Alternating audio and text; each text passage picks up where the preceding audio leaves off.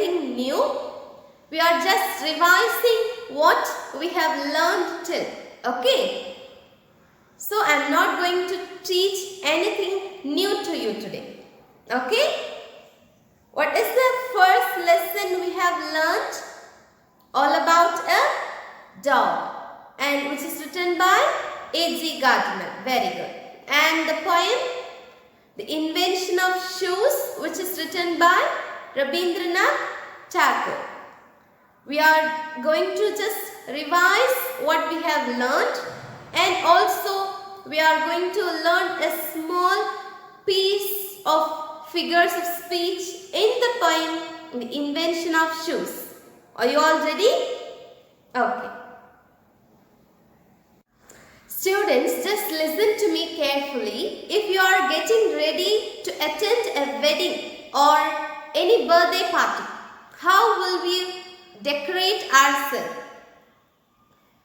Just like that, we will not go and attend any wedding, isn't it?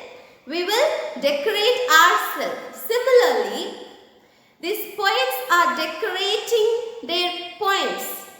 Those decorative items are called as figures of speech. Okay. One among them, one of those figures of speech, one of those decorative items of poetry is hyperbole. What is it? Hyperbole. Hyperbole is a Greek word which means excess. Excess in the sense exaggerating something. Exaggerating. I hope you understand what is exaggeration, isn't it? So, excess of something. Exaggerating something to emphasize on something or to give more importance on something. If I want to say something, or if I want to give more importance to something, I will try to exaggerate that thing. I will try to excess that thing. Isn't it? So, in poetry, the poets are using this figure of speech as a decorative thing to exaggerate something. That is what called hyperbole. Let me give you an example. Most of the time, I used to say that I have thousands of works to do today. What I used to say? I used to say that, not now, I used to say that I have thousands of works to complete today. And one of my friends asked me that, oh, you have thousands of works to do, even today. I will say, yes, I have thousands of works to do. Then my friend tell me that, okay, let me count. You tell me those thousands of problems, those thousands of works, let me count. Do I have thousands of works to do in one day? No. I have maybe 10 works or 20 works to do on that particular day. But I will say that I have thousands of works to do today. So please don't disturb me. Or I will get so tensed because of those works. And that's why I am saying that I have thousands of works to do. It doesn't mean that I have 1,000 works. I have maybe 10 or 20 works, but I used to say that I have thousands of works. And my friend told me, okay, let me count all those thousands of works. Okay, what am I trying to say here? I don't have thousands of works to do in one particular day, but I will say the word. Because that means I am trying to say that I have more works to do on that particular day. I have more works. I want to exaggerate the thing. I want to give more importance to the thing that I have a lot of works to do. So that I am saying I have thousands of works to do. Similarly, there are people, most of the time parents used to say that millions of times I have told you, don't do this. Is your parents say the same? Yes. Most of the time our parents used to say, isn't it? Millions of times I have told you, study well. Millions of times I have told you, don't do this. Don't take this.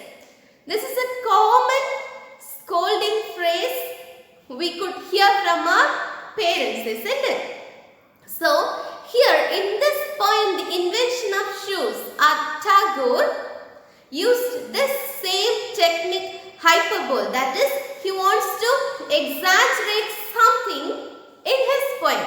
Can you guess what are the places where he exaggerates something? He exaggerates 2 times about the work. That is, first he said they invite millions of watermen to the kingdom, isn't it?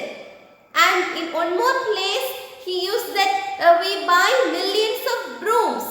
It doesn't mean that they have bought millions of brooms, or it doesn't mean that millions of or billions or trillions of watermen arrived there. It doesn't mean that. Millions of people cannot arrive there. They cannot able to clean everything. They cannot able to pour water on the kingdom. It doesn't mean that millions of watermen came there. It doesn't mean that they bought millions of broomsticks. Here, the poet is trying to exaggerate something. It means he is trying to give more importance to that particular thing. That is, lot many people, maybe 100 or 1,000. Thousands of watermen came to our kingdom. Or we bought 1,000, maybe 100, 200 or 1,000 broomsticks to clean our kingdom. But here the poet is saying millions of watermen came, or billions of broomsticks we bought. Here the poet is trying to exaggerate the thing, isn't it? So this technique is called as hyperbole. Have you all understood, students? Okay, good. Students, do you remember what we have learned in our poem, The Invention of Shoes, which is written by Rabindranath Tagore? Okay, now I'll just revise. King Hyperbole invited his minister Gobu, and he informs that for the past few days I cannot sleep. Why? Because whenever I walk on the land with barefoot, my feet are getting dust. My feet are looking ugly because of the dust. So I am ordering you to wipe away or to solve this problem. I don't want my feet to get dirt, to be dust. Okay. And this hobo, this minister, he cannot do anything. He is helpless. And this king orders that unless you solve this problem, you will be punished to death. And this minister, he get frightened and he was weeping continuously in his house. His beard were drenched with his tears. And then all the wise men, all the other pundits there in the palace, in the court, they are speechless because nobody knows the answer for this problem, know the solution for this problem. And they summoned all the wise men to reach there, and they are giving so many ideas.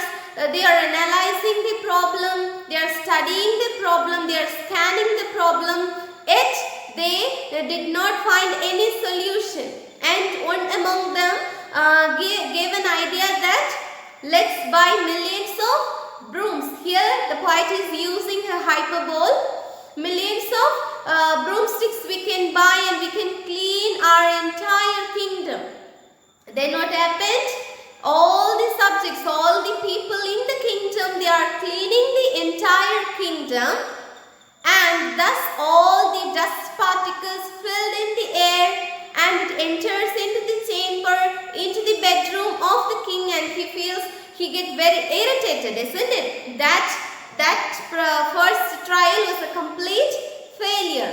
And then they thought of asking or inviting millions of watermen to came there, and they dried all the water bodies like lakes, rivers, ponds, everything was dried out. All these species there in those water bodies are died, and then that was also a complete failure. Then again they planned to cover the entire land with leather sheet, thought of covering the entire kingdom with a mat, and that was also a failure. Then finally an old man came there, and the old man dressed the king's feet with 2 leather shoes, and thus the problem gets solved. And that was the story behind the invention of shoes. This is what all about the poem, the invention of shoes, isn't it? Students, do you remember what we have learnt in the first prose piece all about a dog, which is written by A.G. Gardner? There we have learnt it's a story about a conversation between a hot and spicy conversation between a conductor and a passenger with a dog, isn't it? At first the lady refused to go on to the top of the bus, and the conductor is firm in his decision that he is strictly following the rules and regulations. And finally, after so many conversations, after the trouble which are experienced by all the passengers, at last the lady decides to go on to the top of the bus. And then the bus gets repaired, and engine doesn't work there, and then again this lady came down and entered into the bus. Again all the problems started from the beginning. Then finally the lady go on to the top of the bus. At last the narrator, that is our writer A.G. Gardner, was the last passenger who stepped out of the bus, and he advised the conductor that, of course I agree with you that you are following the rules. I agree. We all agree with that. But we have to adjust with we have to use some sense, common sense, to follow what are the rules to be followed and what are not to be. Here the lady does not carry any lion or a tiger as her pet, which can disturb the other passengers. But here it's just a small cute dog. It will not create any mess there. It will not create any problem, or it will not trouble the other passengers. So this is what the advice given by the narrator to the conductor, and the conductor listens to the advice given by him carefully, and just he was relaxed, isn't it? This is what we have seen in the story all about a dog. Students, for the next class we shall have an exam, a small test. So be prepared for the test, alright? Students, open your book and take page number 27. Take page number 27. Hyperbole comes from a Greek word that means excess. It is extreme exaggeration for the sake of emphasizing an idea or thoughts. Emphasizing, giving more importance. Here they have given an example. As I walked out one evening, in this poem, W.H. Auden emphasizes an unending nature of his love for someone. I love you, dear, I love you, till China and Africa meet, and the river jumps over the mountain, and the salmon sing in the street. Here, this China and Africa, they never meet each other. It is a thing which will never going to happen. So here, the poet is trying to say that his love towards the person is everlasting. For that, he is exaggerating the thing. He wants to give more importance to the fact that his love is everlasting. In order to prove that, in order to give more emphasis for his love towards the person, he is saying something which will never going to happen. Till China and Africa meet. This is an unimaginable thing. It will never happen. But he is using these terms to emphasize, to exaggerate the idea which he wants to convey in his poem. This is what called hyperbole. Next, you have 2 exercises to do. The first one is, think of 5 examples of hyperbole that we all use in our daily lives and write them down. You can write 5 examples. Just like as I have told you already, I have thousands of works to do today. It doesn't mean that I have thousands of works to do.